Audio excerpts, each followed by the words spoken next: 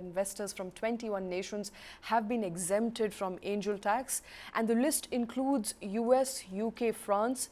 What it does not include, and surprisingly so, is Singapore, Netherlands, and Mauritius. And many, startup founders in India are sort of jittery. They're angry. They're also demanding that IT department relook at this proposal, Rakesh.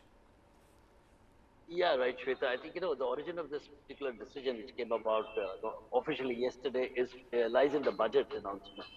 So now we have the details on which countries are exempt, which countries are not exempt. It's very surprising, but there has some logic possibly that countries like Mauritius, not necessarily Singapore, Middle East, and Cayman Islands are out of it, because Mauritius investments have been undercover for almost 2 decades now, and there have been challenges there. But it's also a fact that today it comprises about 25%, if I have the number right, of FDI flows coming into those areas. So in that sense, there is need for an explanation from the government. But 21 countries exempt should also perk up. But these countries would seek an explanation, since the majority of investments are flown through these areas. And but overall, a good step forward if they are able to expand the ambit. And you're right, the startup ecosystem is going to raise a shindy against it, saying that why should there be a black area or a shadow area, and why not allow this to free fall, because this is something that's going to really perk up the entire startup ecosystem, which is already struggling, so to say, because the winter of funding is in itself. So that sector needs a boost up, and it was promised in the budget. It has happened, but someone has to explain rightly why exactly is this large piece being kept out. Okay. Karthik, 50% of FDI into India comes from Singapore, Mauritius, and UAE. All those three countries are not a part of the list. So what exactly is the rationale of coming up with a list that does not constitute majority of the money coming into India? And explain to us, for a layman, what angel tax means and how it impacts a startup founder in India. Okay, so angel tax was introduced primarily to tax investments which are being made, private investments being made into a startup over and above the market capitalization of the startup.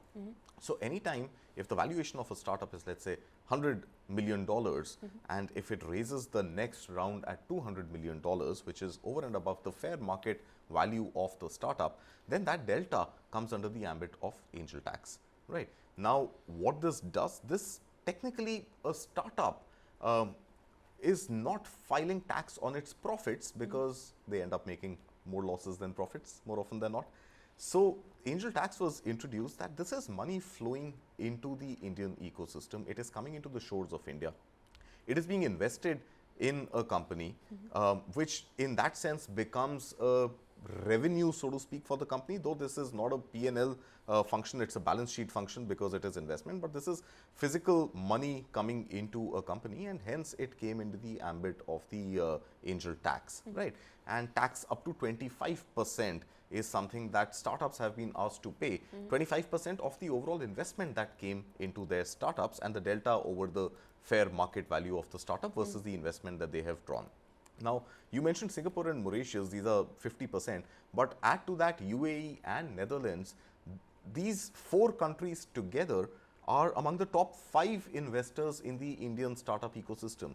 Now, why is the government really doing this? And Singapore is also a fairly well-regulated banking market, right? So Singapore featuring in this list along with, let's say, a UAE, which is also a fairly tightly regulated economy, and Mauritius, which is in the gray area.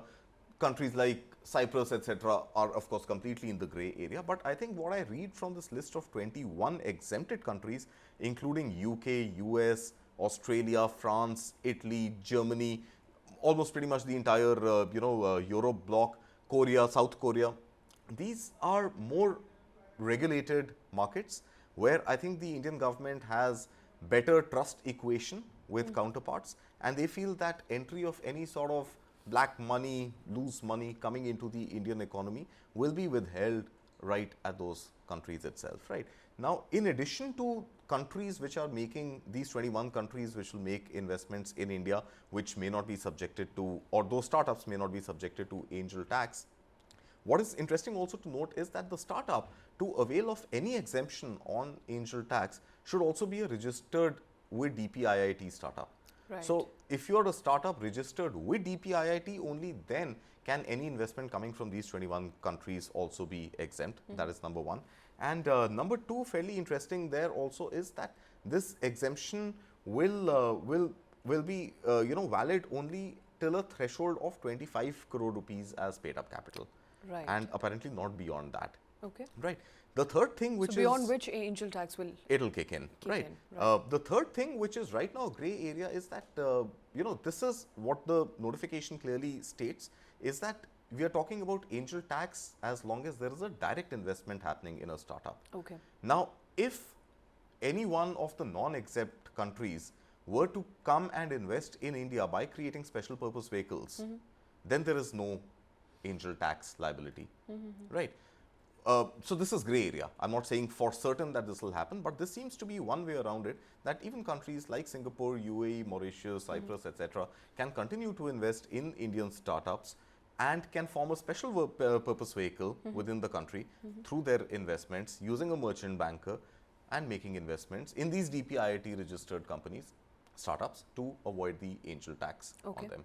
Okay. And these are the non-exempted countries. That's right. If they want to avail exemption of any sort. That's right. That's so, the so way that's around a gray area. it. That an SPV may be a gray area. And then, of course, there are pension funds and there are category 1 funds, etc., which will not, hedge funds, for example, which may not be subjected to angel tax. Okay. Before we move further, Rakesh, you mentioned that this is contentious. The provisions of angel tax were, of course, brought in the budget of 2023, but it has been widely talked about since then, because startup community, they're calling it regressive, saying that it only harms us because we are early age startups, we are early startups, we are in our very initial stage of getting funding, and it really hampers and dents our ability to raise money. First of all, I think startups have a point, but so has the regulatory framework. See, globally what's happening is that there are all kinds of companies and there are all kinds of investments going through such routes. Not necessarily from each and every country, but these island countries and Mauritius in particular. The irony of Mauritius is it's a destination which is globally a haven for tax haven, and not necessarily all funds flowing in from this region, not just to India, but many other countries are not clean. So in that sense, Mauritius should have been a clear question mark. But my own sense, Shweta, is that there is some sense of gradualism in this notification. I do see Singapore, as Karthi rightly mentioned, is one of the most regulated and clean financial markets in the world. So is UAE. So I do believe that in the second tranche, while we hear from the government and the finance ministry on the details why they've been kept out for now, I do believe that there would be a second set of countries that will come in. But Cayman Islands, for instance, and also Mauritius may finally be out of this entire domain. What is also important is that startups do need this facility, and it has come about in the budget. So in that sense, they should welcome it, but without any inclusions and exclusions as caveat.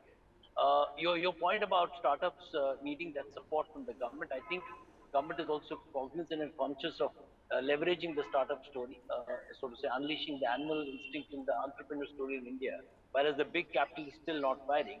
So in that sense, I would imagine that Government of India would stay focused on bringing some relief to the startup ecosystem.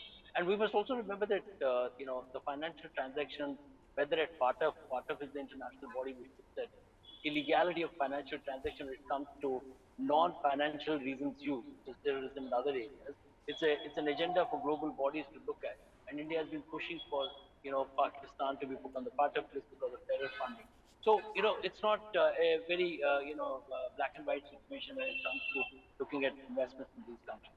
But yes, another interesting point here is that how can you ban sovereign funds and pension funds which are relatively clean and have invested globally in not just startup ecosystem but also in mega corporations in India, for instance, in the healthcare sector. Many these kind of funds are invested deeply in big brick and mortar companies. For instance, I do remember Max invested in I think Apollo also has some such kind of funds. So there is need for an explanation from Cbdt to tell us how exactly has this list been framed and whether, as I expect, a second list is coming. Okay, interesting. We'll have to wait and So watch out for Rakesh, the second actually, list. just clarification here, sovereign funds, pension funds, category 1 FPIs are part of the exemption list. So these continue to be exempt. No, I was saying from Singapore and other countries. Oh, okay, right, got it. Right. Okay. The pension fund, a sovereign fund is underwritten by the government. So what is the challenge there? Yeah, so I think even from the non-21 exempt countries, these funds continue to be exempt from angel tax, is what I my thought- reading of the CBDT statement is. I read that even they are excluded. Okay. Okay. Maybe I read it wrong. I think more chances I read it wrong. No.